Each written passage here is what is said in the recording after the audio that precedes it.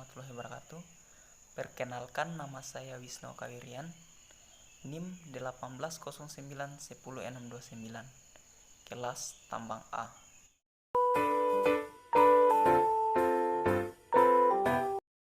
Ilmu metalurgi merupakan salah satu bidang ilmu teknik yang mempelajari perilaku fisika dan kimia, baik itu unsur-unsur logam, senyawa-senyawa antar logam, paduan-paduan logam atau biasa disebut dengan alloy.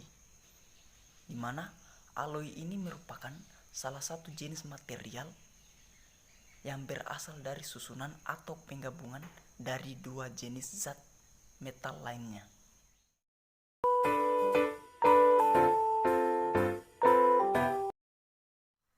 Cabang ilmu metalurgi terbagi menjadi dua. Yang pertama, metalurgi ekstraksi, dan yang kedua, metalurgi fisik. Di mana metalurgi ekstraksi merupakan bagian pengolahan mineral konsentrat yang mengandung logam berharga dipisahkan dengan pengotor atau biasa disebut dengan gangue mineral yang menyertainya. Sedangkan ilmu metalurgi ekstraksi adalah untuk memisahkan logam berharga dengan konsentrat dengan material lain. Kemudian metalurgi fisik. Metalurgi fisik adalah pengetahuan mengenai fisika dari logam-logam dan paduan-paduan, umpamanya tentang sifat-sifat mekanik, sifat-sifat teknologi, serta pengubahan-pengubahan sifat tersebut yang umumnya menyangkut segi-segi pengembangan atau development pada penggunaan dan pengolahan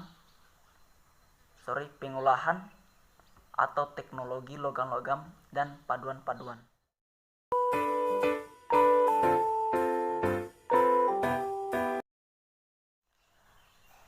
Pirometalurgi merupakan pengambilan logam dari bijinya yang umurnya lebih tua.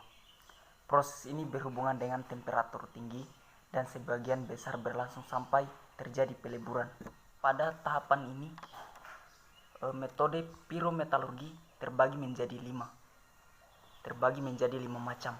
Yang pertama, pengeringan, kedua, kalsinasi, ketiga, pemanggangan, keempat, peleburan, dan terakhir yaitu pemurnian. Di mana pengeringan ini yaitu proses untuk menghilangkan kelembaban pada batuan dan biasanya menggunakan titik didih sekitar 120 derajat Celcius. Dan yang kedua, kalsinasi.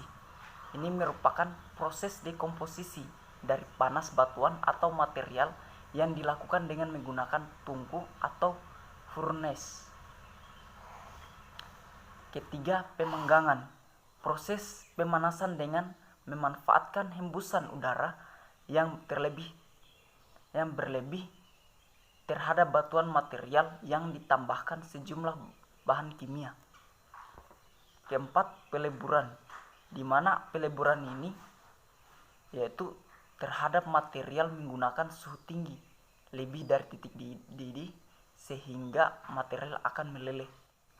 Yang terakhir, yang kelima, yaitu pemurnian, merupakan proses untuk memindahkan material-material yang tidak diinginkan dengan memanfaatkan panas. Adapun contoh logam pada metode pirometalurgi yaitu pertama, besi dengan rumus kimia Fe, dan yang kedua yaitu nikel dengan rumus kimia Ni.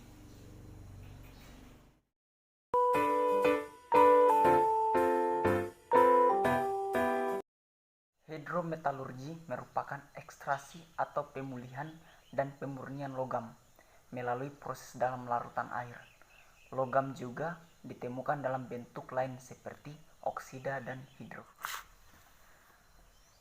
Adapun metode yang dipakai pada hidrometalurgi yaitu ada 3 tahapan, yaitu tahapan pelindian, tahapan pemekatan, dan yang terakhir tahapan pengambilan, di mana tahapan dimulai dari melakukan pelindian atau leaching dengan melarutkan batuan mentah ke dalam larutan yang sudah dicampur. dengan reaksi kimia. Nantinya akan terpisahkan logam yang diinginkan dengan batuan lain yang dianggap sebagai pengotor. Setelah itu dilanjutkan dengan proses pemekatan untuk meningkatkan konsentrasi logam yang diinginkan.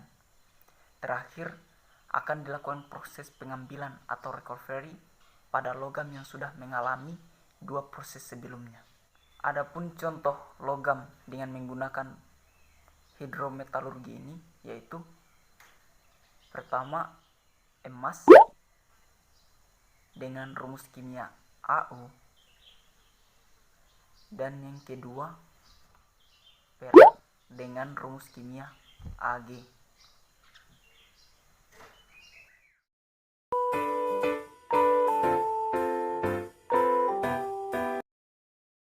Baik, mengapa logam memiliki titik didih yang tinggi?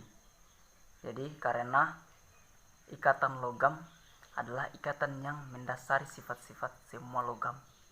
Kuatnya ikatan logam ini menyebabkan titik leleh dan titik didih yang tinggi karena adanya elektron bebas. Unsur logam memiliki negativitas yang tinggi sehingga dapat menghantarkan listrik dengan mudah dan merupakan konduktor panas listrik yang baik.